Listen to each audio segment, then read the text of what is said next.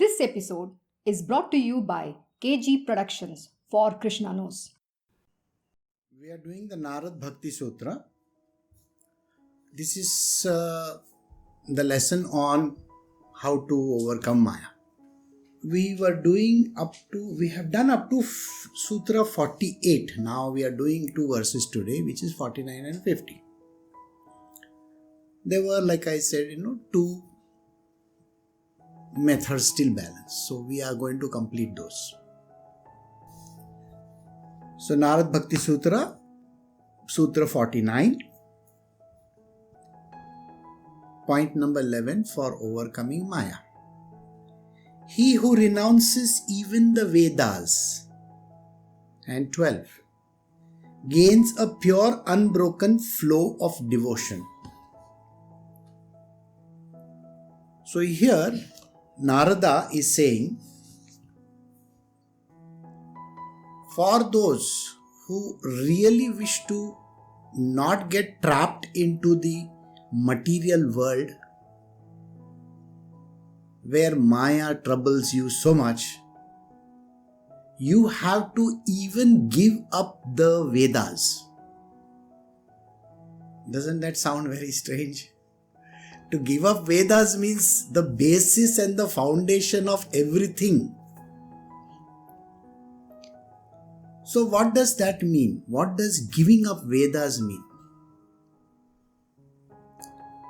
We have people in the world who are so much engrossed in what is written in the scriptures, they will read them as if it's the only thing that is there, and that they have to follow it absolutely the way it is written. Do you know that there are these problems which come up in this material world because of following everything literally? Do I have to underline and tell you? There are religious sects in this world who will take the word. They say this is the word of God. And God has said like this.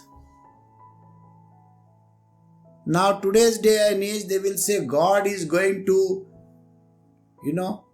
bring fire and brimstone and diseases to the land. And there is going to be plague and famine. Oh, God is so angry because we are doing everything wrong. So because God is an angry man, so he is going to put everything in the one stroke, he is going to destroy. These are certain extreme cases. Or in some cases, the word of God says that those who are not followers of this particular way, they got to be slaughtered. What exactly is the words? These words have been written maybe thousands of years ago, but to take them literally is wrong. The case of Sati. It is written in the scriptures that a person is supposed to perform Sati. It is not to be done. Do you think that we are living in the Stone Age or something like that? That you got to follow everything to the T? It's written, so it has to be done. Scriptures are written in a language which is a codice. It's a codex, very difficult to understand. It is not for a common man to go and just read those scriptures and like a parrot keep on saying them. I will tell you the story of a scripture which got twisted very shortly, I think we will be doing the story where the word itself was twisted. We will do that. So Vedas are like that. They will tell you all kinds of weird stuff. Application of those Vedas in today's day and age is not going to be right. because those conditions may not exist. the case of the Heavenly Father coming and sending the Vimana for Tukaram Maharaj, and Tukaram Maharaj going in a Vimana. Immediately, if it is written like that, they will say, oh, it's an alien spacecraft, 16th century. Earthlings did not have that kind of an aircraft. So maybe some aliens from some other planetary system came and they took it. It is written. Doesn't mean that is exactly how interpretation has to be done. So the way to interpret these scriptures has to be done by the person who has what is called as the key. During the World War, they had that everything was written in a code. And the code has to be very clearly decoded. So there is a key. So you follow the key and decode the scriptures like that. So there is a decoder, and the decoder is your spiritual master. He will tell you what it means. If he says that there is one God like this, or there is a God like that, you are going to get into trouble. Because your way of thinking is, there is a God like a Vayu, or like, Varuna Dev, and he is going to come and he's got all the big muchi, dadi, he's got one big dhal, talwar and all that kind of.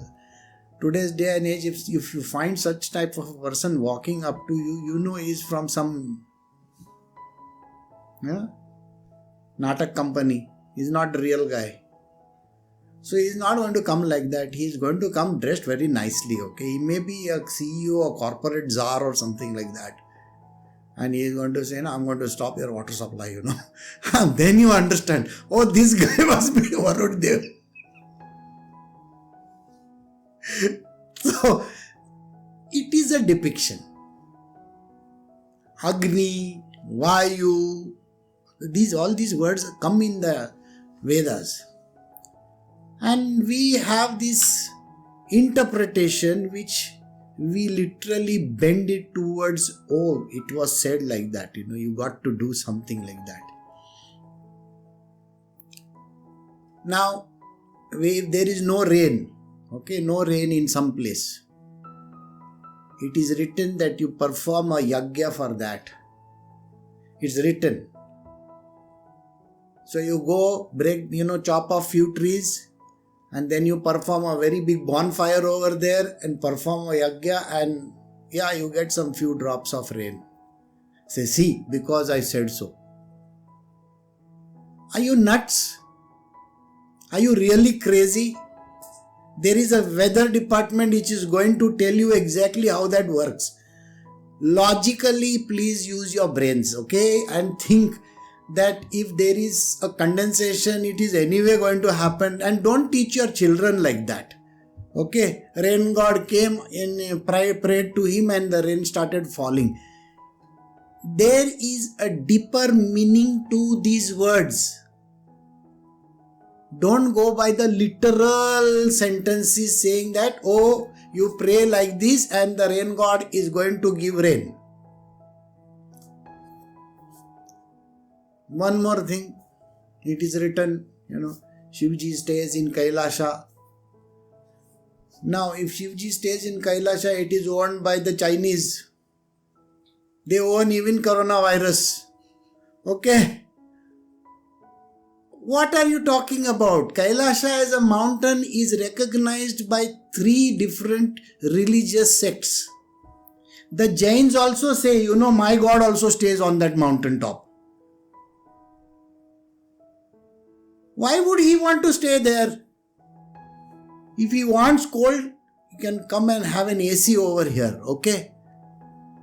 I don't think Shivji wants to stay there. It is a way of saying. The words need not be bent to actually use them that way, that God stays in the mountains over there.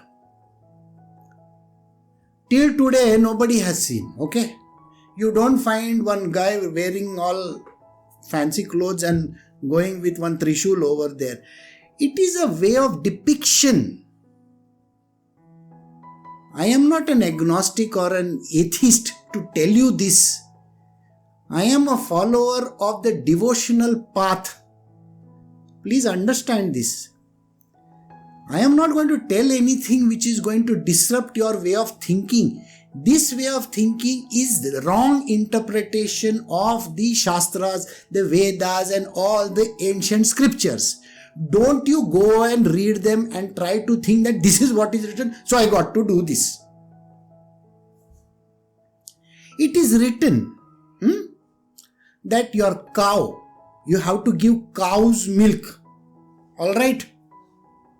The cow who is going to give you milk, she has been loaded with hormones. Got it? So, then she gives milk. You think cow is giving milk just like that? You are buying it from the dairies nearby. Oh, कच्चा दूध देना बहुत जरूरी है. Okay, raw milk has to be given. So you bring one Tetra Pak from the market and say, no, okay, we'll cut one Tetra Pak and it is not boiled. Sir, it is written UHT. It's already boiled. Pasteurized milk. What are you talking about? So in today's day and age, when they are doing the puja, saying, kacha milk dena zaruri hai. I have taken it from, Kapila. What? No Kapila guy is going to give that milk. Kamadhenu also, by the way. Or Nandini for that matter. Nandini's milk, if you use, it is already pasteurized. You got it? Double entendre, it's called. Nandini dairy is here in Karnataka. So, that way of thinking is gone. You are going to use sugar also. You are going to use ghee also. You really think the ghee is pure? Coming from whichever dairy?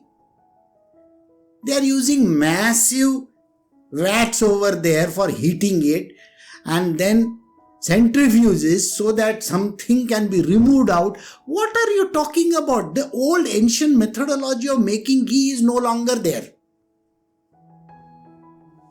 And the ghee which you think you are making at home, buy the best milk from the market. And then you make ghee from it.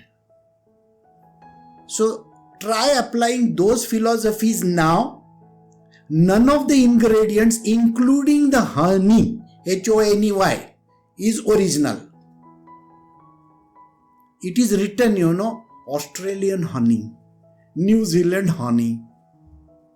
You think it is very beautiful honey. Even if it is written that, with the government mark that it is some pure honey, don't go by that because none of the ingredients are pure. They are made by weird ways, methodologies. And during the ancient times where that book has been written, they might have got pure honey, pure milk, pure dahi, pure ghee. Of course, they might have got.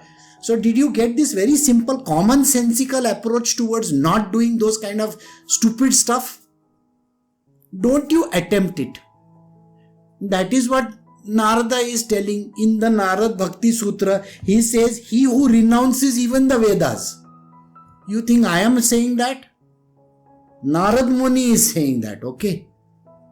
Now Narada says you have to renounce the Vedas, simply translates into the Vedas are meant for going and begging. Begging to some god somewhere, God give me rain, God give me children, God give me this, God give me that. You want money? Go beg your boss. Tell him, give me one raise. And he will look at you and say, in today's day and age you want raise? Actually, I was thinking of reducing your salary by 25%. There you got it. So it is better you keep your mouth shut. Don't go and ask for a raise just now. Okay? So the idea that God gives everything and this and that, it is wrongly, it is misrepresented, it is wrongly interpreted. You need a spiritual master to actually decode these words. So the Vedas, they need to be chucked out. As per Narada, you want Maya not to trouble you? Maya not to trouble you? Even forgo those Vedas. Does it sound logical to your brains now? Little bit at least? Very good. Staying in today's day and age, there are very simpler and easier methods for attaining the Lord. You need not complicate it further by doing some complex spiritual and ritualistic rites somewhere, because it is very difficult to do that. You are not going to go walking to Kashi, right? You are not going barefoot to Kashi. You try going barefoot outside your house, your wife is going to shout at you. तो जूते पहनने को नहीं आते क्या? बोला नहीं मैं काशी जा रहा हूँ. Come on, you can't go to Kashi. You can't even go to the toilet without your shoes, without your chappals. So, and then orange color clothes and white color clothes and technicolor clothes to wear. It is written in the scriptures. Narada says you can wear the latest of the garments also, doesn't matter, as long as you are overcoming Maya. No problem. The scripture are meant for people who are ignorant, spiritually ignorant. Think. We are doing Bhagavad Gita. Bhagavad Gita. All the great Babajis of this world, all the great Babajis, they'll keep on reciting the Gitas. I am just going to quote one person.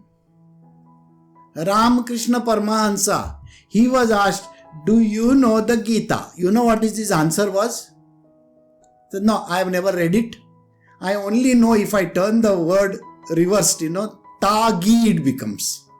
And if I keep on saying Tagi, it will become Gita somehow, but it says Tyag, renounce.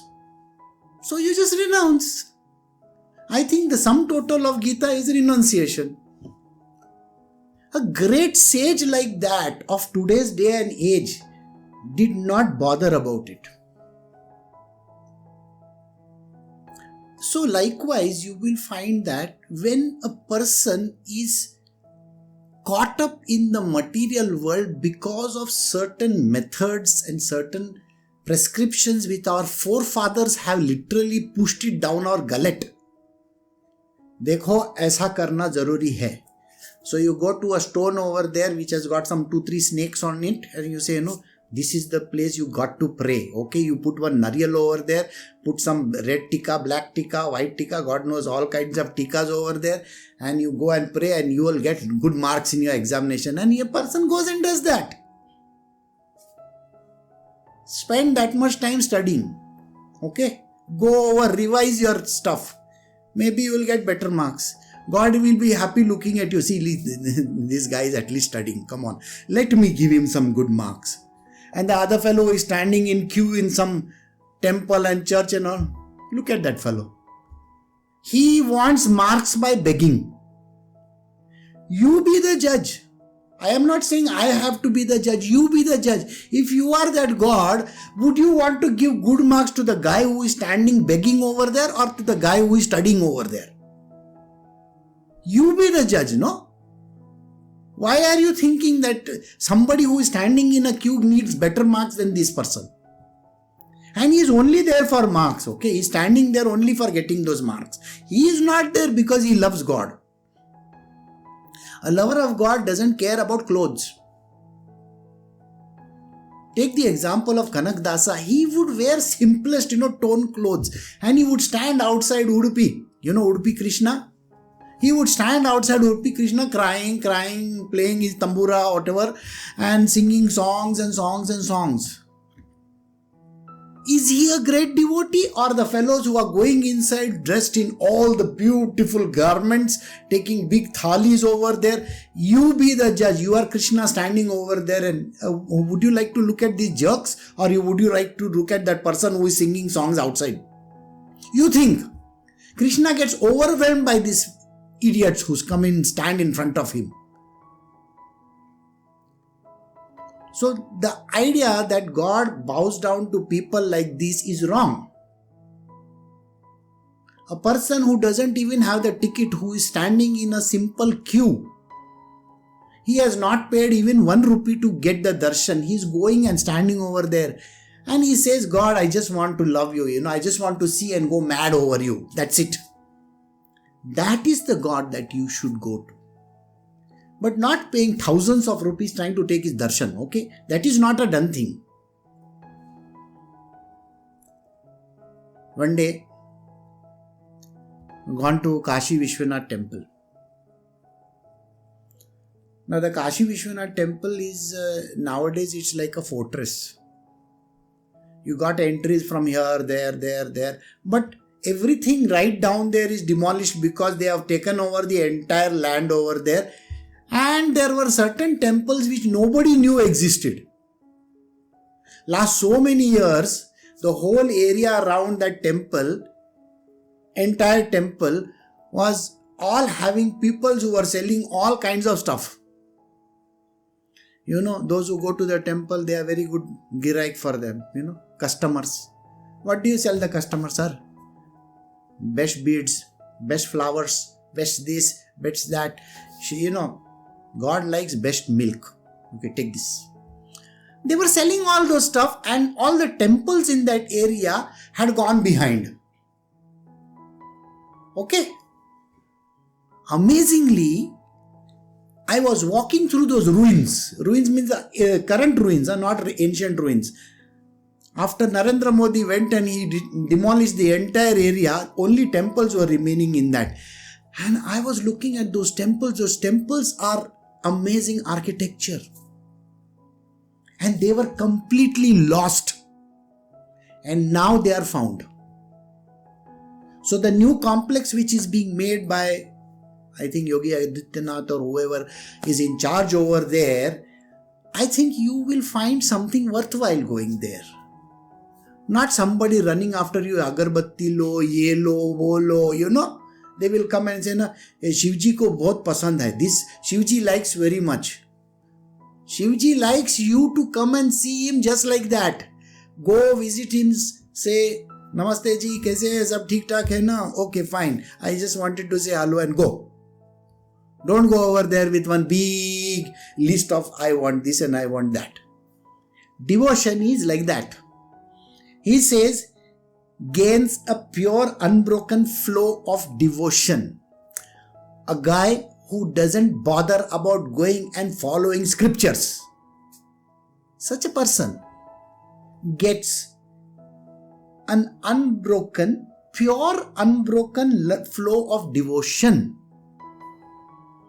The more you follow the path written in some strange scripture or told to you by somebody that you follow like this, you are going nowhere. Let me assure you this much. Narada is saying, if I have to say, I will say don't even bother. I am not saying Narada. I am just interpreting his words. Okay. So Narada's way of saying is Narayan. Okay. He doesn't add in between one Narayan and another Narayan. Narayan, can I have a good meal of MTR? Narayana. He doesn't say like that. Okay? He's not applying anything in between. Concatenations. Nothing like that. He's just saying, can I just be in love with you, God? Period. Now, Narada said Narayana. Remember this? We are talking about Krishna. That also you understand. Father in heaven. We are talking about the supreme divine consciousness. All this is one only. Even Ram, if I say Ram, Shri Ram, it's the same as Narayan, is the same as Krishna.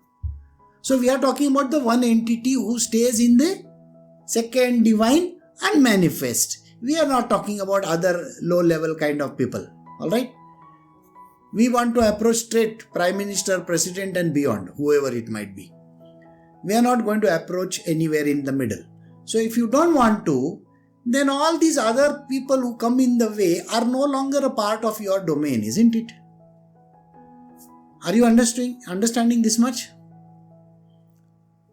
So, even in the temple in Dakshineshwar, there is a Mahakali over there. Now this Mahakali, and there are 12 temples opposite there of Shivji, and there are 3 temples on this side behind Kali's temple. The first one is the broken leg Krishna. There is one Krishna with the broken leg. There is one in the middle, which is Radha Krishna, which is, they call it Radha Kanta. And then on this side, you have the Ram Lala, the black stone. So how do you have Krishna, Radha Krishna, Ram Lala, Kali Ma, Shivji? It is strange, isn't it? The Kali that he is talking about is the supreme divine consciousness. He is not talking about some person from the domain of manifest. Manifest, he or she. We don't know whether it's a he, she, it, thou. No idea. The supreme divine consciousness comes down as a manifest entity, can take a form. So, loving that form, you reach the supreme divine. That's it. No in between. No panditjis in between to give you some, ye puja karega to wo milega, wo puja, like that. Nobody in the middle to tell you, you do this for that, do that for that. This is the way of understanding. So he crosses indeed, he crosses. He helps others also to cross, those who believe in this devotional path. They are devotees of the Lord. These devotees not only help themselves to cross over, but the other lost souls in this world, they can bring them towards the path of devotion and be lost in the Lord. The understanding has to be, you don't have to bother so much as any other path is concerned. Right? The temple which is there in, say, Rameshwaram, I am sure many of you must have visited the Rameshwaram temple. Both the names are there together. Ram is also there and Ishvara is also there. The temple which Sri Ram visited while crossing over to Lanka. Now, why was Ram worshipping Ishvara? Another story. Why should he be, the idea that Ishvara is the supreme divine consciousness, period. Nothing beyond that. He is praying only to the supreme divine. Same way as you may go to Kashi Vishwanath temple. What is Vishwanath temple? Okay, Nath, Vishwa. Okay, you go to Jagannath Puri, again a Nathan over there, isn't it? Jagan, Vishwanath, Jagannath. What makes you think these are two different things? The Vishwanath means, Vishwa means world. Jagan means what? World only. Is it anything different? So the idea that these are two separate entities is all mistaken. Even the temple Tirupati, certain people who visit it as Vishnu, some people visit it as Shiva. What difference does it make? You are just going there for talking to the Supreme Divine. And if that is the bhavana means the kind of an emotional feeling that you may have, oh my God, I'm coming to see you. That kind of feeling you have, that is more than enough. Alright, somebody told me it must be 5 o'clock. So, we have come to the end of the verse 50. Now we are going to do something which is for a very short moment in time. We are going to learn about something which is very unique. It is called Supreme Love Divine. So Narada is now going to talk about what is the Supreme Divine Love that you are supposed to have. So far, a lot of do's, don'ts, like this, like that, Maya, all her ways of overcoming has come. Now, today the story starts with a different way. It talks about what are the kinds of love that are there, how do you have this divine love for God, and how do you express it. Now, in the last few verses, you have thrown out the Vedas also. I hope you all have done it sincerely. There is no need of following all those texts and scriptures and this and that and all that, okay? When you are in love, there is no proper script also. You know that, no? You may go and practice, I'm going to say it to my girlfriend, I love you, I love you, I love you. You go over there and you become like this, you become totally dumbstruck, you don't know what you're going to say. Your entire script is gone. So the script is like the Vedas.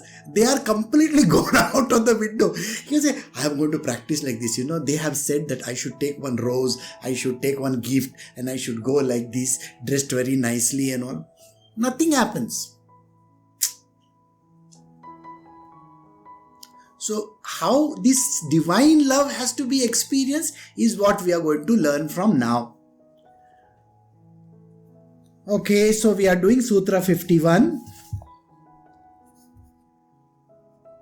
Narada says, the nature of devotion is indescribable and indefinable. You will say, Narada needs a very good writer, he should write properly. Indescribable? How do you describe? Narada himself says, I don't know. The love cannot be described. The description of love is given, no? Then it is going to cause a lot of problems because you are going to take it literally. Like I said just now, when you meet your girlfriend, take one rose, dress nicely, okay? Wear good clothes, acha shoes pehno, and meet her in, nowadays I can't say meet her in a park because park is not the right place, no? Starbucks mein milo, chalo. Starbucks is closed. ठीक है, और कहीं जाओ. You think you can apply that today? You tell this girl, I'm going to meet you in some place, today, some fancy place like this. She'll say, let's have a drink. ये क्या बात कर रही है? You will think, what the hell is she talking? I thought that, to be in love means to give up roses and this. You have to be mushy, you have to feel so nice about the whole thing. And this girl is saying, you don't come and meet me. We'll have a drink. बोले juice क्या juice ice cream क्या खाने का है. So the whole thing, Vedas which you had fixed in your mind is all gone out. Doesn't exist like that. So the love for the divine is indescribable. How do you describe it? Descriptions are not there in the books. The reason is because everybody's expression and understanding of this love is unique and in their own way. There is no written script anywhere. Let me assure you this much. No written script. All that you get is the one that you got to go and meet. Lord God, the divinity. How do you meet the divinity? You don't need fancy clothes. Let me assure you, you don't need fancy clothes. One day I went to Shadama temple, Sringeri. And the person looks at me. And I was supposed to go inside that, they have that place where. So we were standing over there. I was wearing t-shirt and jeans. That is my only orange color clothes that I have, by the way. Blue color jeans and some grey or white or some t-shirt. So, jeans not allowed inside. As if Shardama doesn't know what is jeans. Okay, she only has got this made for us. Made in India, Levi's. Oh, hota hai. Nobody believes that. After some time, when the great saint was walking in, walking from there, bringing whatever that he was getting, it was a very great day. I don't recollect what day it was. Some fancy festival was going on. So the person says, please come in. I go right up to that place and I get the darshan, whatever that was necessary. Does it mean that I have desecrated that place? Not at all. Desecration happens only if you have evil thoughts in your mind. If you are going with an evil thought, then it is desecration. Desecration is not when you have love for that divinity or deity. When you have absolute love, there is no desecration anywhere. Like this, you will find our entire scriptures. The stories of saints are filled like this, where they might have been dressed very casually. They might not even be wearing fancy clothes, torn clothes. And they might have gone to temples. They might not even have carried anything in their hand to give God. They may not even have a rupee. And yet, their heart was full of pure love. So, how do you describe this love? Can anybody say that this is how it has to be? Let me assure you, there are no words. There is no fixed script over there. There is no absolute methodology. It is indescribable and indefinable, so don't even try to define it. The definition of love is unique again. How does the love get defined? When you really don't understand what is the supreme divine consciousness all about. Can you understand what is this supreme divine consciousness? It's a word, English. Nobody understands what is supreme and divine and consciousness. Consciousness itself, if you try to describe, you will become unconscious very soon. Because the more you try to describe it, the less you try to understand it. Then whatever you say, it doesn't get understood by anybody. So if somebody comes to me and asks me this question, what is the supreme divine consciousness? I just look at that person and say, supreme bolega to sabse bada. Divine bole to Bhagwan, God, God. Consciousness bolega to mere ko malum hai. I understand. Simple. I know that there is a supreme, highest God in existence. Bas, baki aur kya? What exactly is there in that then? There is nothing. You are just praying to the highest, that is, highest, tallest, strongest, like they have in Olympics, which is not going to happen this year. Fastest, strongest, this, that, like that you can have. God is like that, and we have just to pray to that God. Why are we bothered about how, when, where? Doesn't matter. Should we have specific timings for prayer? Most of the big temples, they are open 24 hours, if I am not mistaken. God, sometimes the God is taking bath also, sometimes he is eating food also, sometimes he is putting on makeup, all those chandanam, this, that and all that. Yeah, that time they will say, no coming inside just now, I am putting some makeup on. Okay, I got to put one nice tikka also like this somewhere. So at that point in time, you also can't go. You can't go in the, when you are doing all that. When you are wearing clothes also, no, you can't go that time. So yeah, you understand, think of him as somebody whom you love the most. You have to wait. It's like you wait for your girlfriend to come, no? तब तक कितना time? उसको बोला था 4 बजे आने को, 5:30 बज गए यार इधर. You understand? 4 o'clock to 5:30.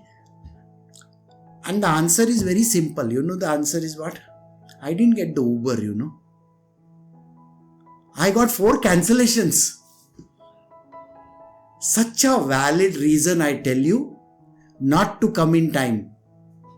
Uber with 4 cancellations. Who doesn't believe in that? Everybody can believe in that.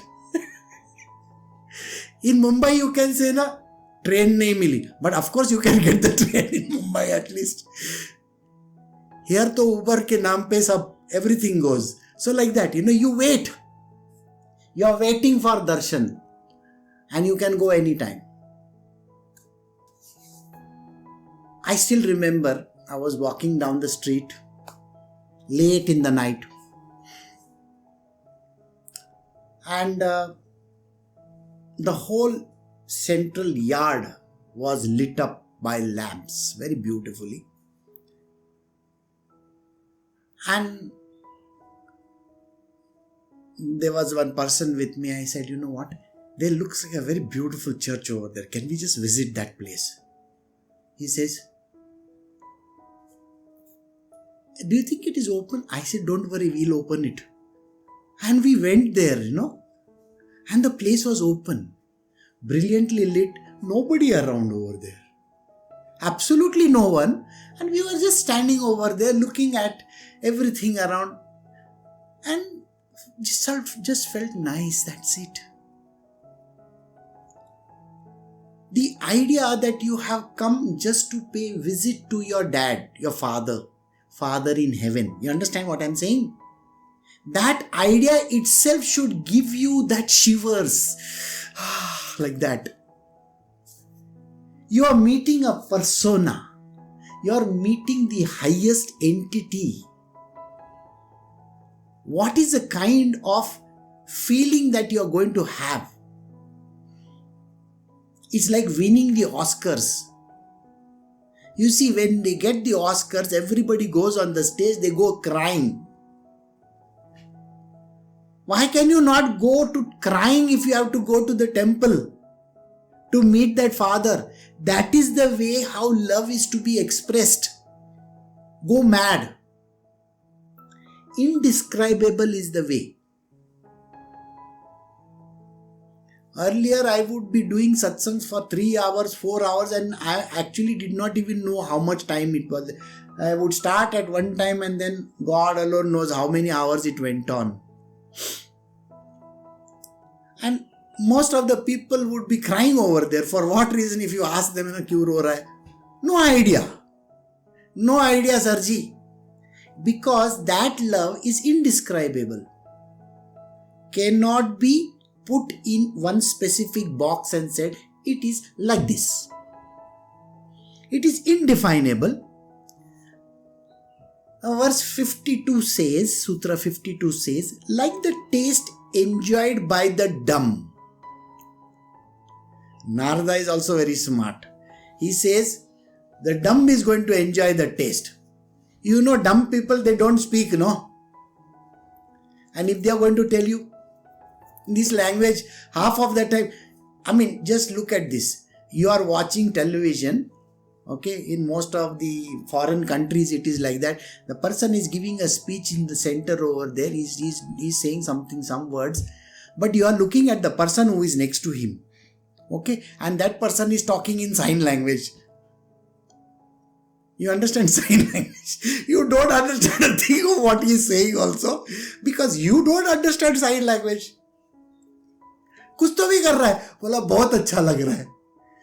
Instead of listening to this idiot, it is better to look at that person who is doing something with his. Now you think that person is describing love. You don't understand a word of what he is saying. So it's like that, if you ask that person who is crying, now why are you crying? I don't know why I'm crying. I just feel like crying. क्या बोला अभी? What did you say? No, nothing. That person will wipe his tears. No, nothing happened. Nothing happened, but just now though you were crying. You were going gaga or something, and now you are saying nothing happened. That is the way love is. It is indescribable.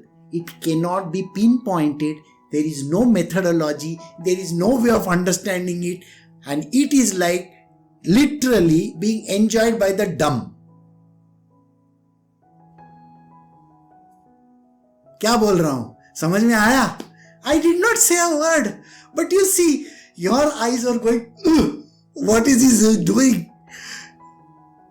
Imagine a mute button over there. I understand most of you are mute because only one egocentric person can talk. Okay? Rest of the people can't speak. So it is like that. Love is exactly like that. You feel dumbstruck. No way of knowing how it is. So it is like the taste enjoyed by the dumb. You ask anybody what is the taste of a mango. Tell him, describe the taste of a mango. Maximum bolega sweet hai. Beyond that, you think he is going to tell you how it tastes. Nobody can describe the taste of a mango, isn't it? That is the thing. What are the number of words that you can describe? Can't. Even if you understand perfumery, perfumery? In perfumery industry also, they will say top note and this note and that note. We have to give top notes for top notes, okay? Lot of notes. You should understand, I can only think of that. Lot of notes for top notes and middle notes. What is the baser note? You think you understand that? Nothing enters. Oh, they are like the pine cone needles होता है वैसे. अरे बाबा pine किसने देखा है वो? Who has seen that? I don't know what you are talking about. I just know, my girlfriend wears it, so I am happy with it. कल वो दूसरा कुछ wear करेगी. ऐसा है. Nobody understands. What are you going to say? Describe, the paratha or the puran poli which your mother has made. So as not to disturb her, we say, बहुत अच्छा है. It's very good. Otherwise, next time you won't get to eat. You got it? It might be burnt also. You don't know. It is love. Do you get the point? Love is like that. So we have come to the end of verse Sutra 52. Nobody understands. It is better not to understand. And Narada says, let it be. Chalta hai. You become a little dumb. So, yeah. Additional time for story. Okay, so we are doing a story today. I have been saying a name of a saint last so many days. Samarth Ramdas. You heard me. Yesterday when I ended also, I took his name. Remember? Bahinabai went on to join him. Now we are going to do a story of Samartha Ramdas, who he was. If you ever go to Maharashtra, okay,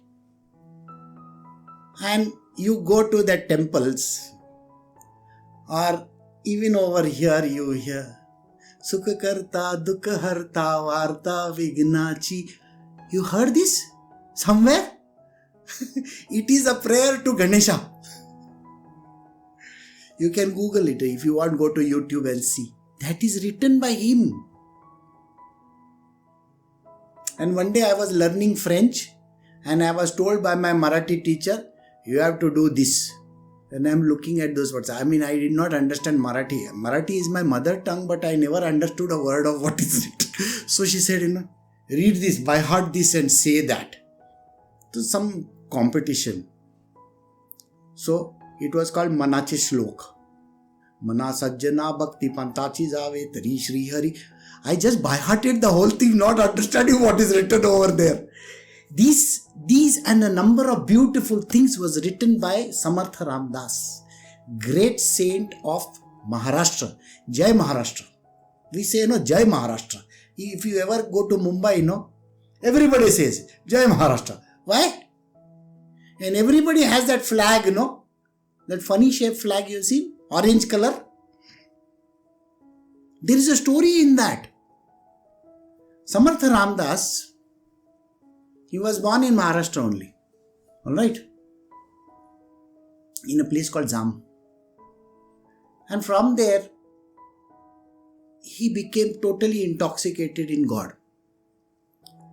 Now, I told you at the beginning, the representation of the words, you have to think about these words very carefully. The Vedas, they say certain things. So even if you go and see, there are certain things from the Vedas which is said at the time of getting married. So it is called interpretation. He was getting married at the age of 12. Oh my God. 12-year-old boy getting married. And when he was sitting for the wedding, somebody must have forced him, I guess. His brother, I guess. So when he was sitting for the wedding and they have that antarpat, we call it, one cloth in front of you, and the person says, the Panditji is saying some words. And they say 3 words in that. They say, Shubha Lagna Savadhan.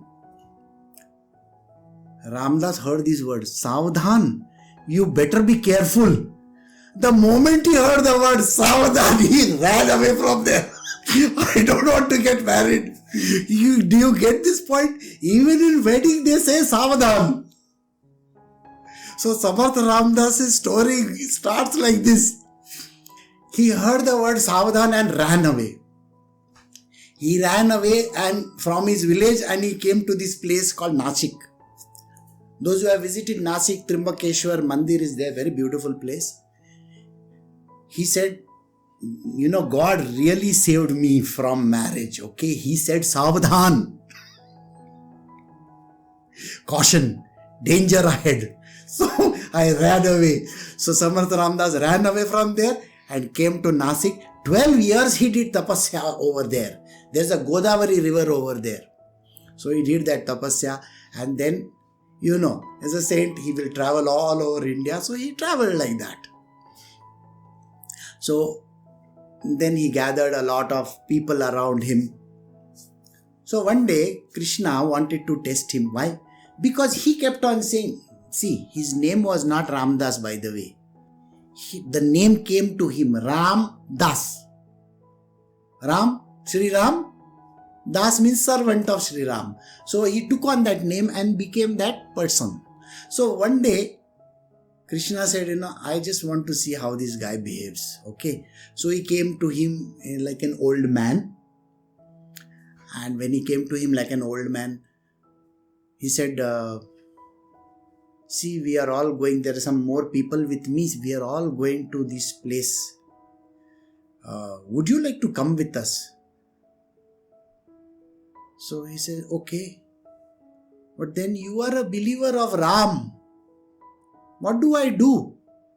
The place where we are visiting, it is Krishna's temple, So he said, that is all right, I can visit. All Ram and Krishna is one and the same. So he goes with Krishna only. Krishna only is taking him to this place. Comes to Pandharpur. Stories are going on Bhakti Marg, so Pandharpur is very famous. Comes to Pandharpur and he disappears. Leaves him over there and disappears. So Samarth Ramdas says, I think Krishna only brought me here. So he goes inside the temple and he says, he is conning me, He just brought me to Krishna temple to test me whether I believe in Ram or Krishna. And when he goes inside the temple, the temple is Vithoba's temple. It's Vitthal, Pandharpur, very famous. So he went and stood in front of that, and there was Sri Ram standing over there. Now, it was a dilemma for him. The dilemma was what? He looked at Sri Ram and he says, Baki ka family kidhar hai? He's asking him, where is your family? You never come alone, no? You come with your wife, your brother and Hanumanji and everybody. Where is the rest of the people? I can't see them. So when he asked the question to Sri Ram immediately turned into Krishna. And he said, now it is okay. It's fine. Vittala, you are Krishna only. I know you're just trying to test me. But I know you are the same. You are that supreme divine consciousness. So I believe in you. So this was a funny story for him. And then it went on like this. Now I'm going to give you little stories. Okay, one only now. So he went on and became a very big saint, and Shivaji Maharaj also started following him. No Twitter or Facebook, real following. Okay? Means he's my Gurudev, like that. I have told you story of how he met him and all that. But this time I'm telling you a different story. So in that case, what happens is, remember, he would keep his chapel over there, padukas we call them. Okay? And pray to them and rule the kingdom. So one day, Shivaji Maharaj was standing in his balcony, of his apartment, a condo, whatever, big one, Shivaneri kind of a condo, big one. So he was standing over there, and in the streets below, he could see his guru begging for food. And he was going with some 2-3 disciples and literally begging at a house. He could see. And he says, my Gurudev is begging? This is not a good thing. So he immediately called his servant, come here. And he immediately wrote one note, put his seal, send it, say, go, give it to Swamiji. So the person ran down over there. He met Swami Samarth. He read the note. Okay, go. He says, go. I will come and meet him later on. What was written in the note?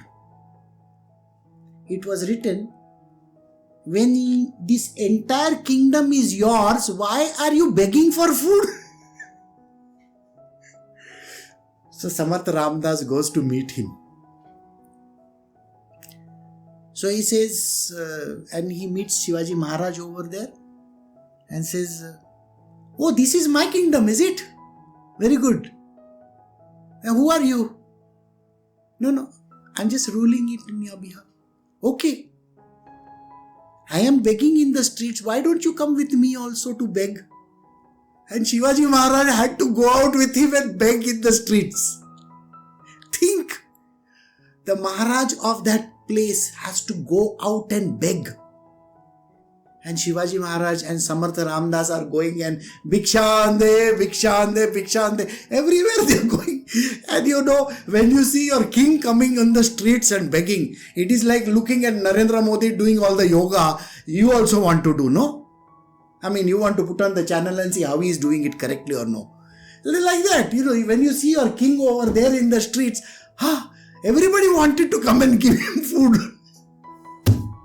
So it was a very strange experience which Shivaji Maharaj got. He understood the power of Madhukari, that is Bhiksha. So he told his Gurudev, he says, I understand what you are doing. Humility is the most important word. I want to be humble just like you. And I really want to be a part of your world, Koteri. What can I do? So if you have seen the pictures of Samarth Swami, Samarth Ramdas, he always wears one dhoti and one kapda right round it. So he removes his top garment. It is torn in two. He says, take this and go. This will teach you renunciation. It's an orange color garment, torn in the middle. And Shivaji Maharaj then took that garment and went. That is a flag flying over Maharashtra, which is orange color. Isn't it? That is that flag. So Samartha Ramdas is the person who was responsible for giving that idea of renunciation. You can reach God by renouncing these material worldly things. And the flag which is flown on Shivaji Maharaj's, wherever you go, you will see that orange color flag. That is Samartha Ramdas's way of saying, this is what it is. And so we have come to the end of the satsang. Thank you very much for being here. Take care, stay inside. I'll see you all tomorrow. Bye.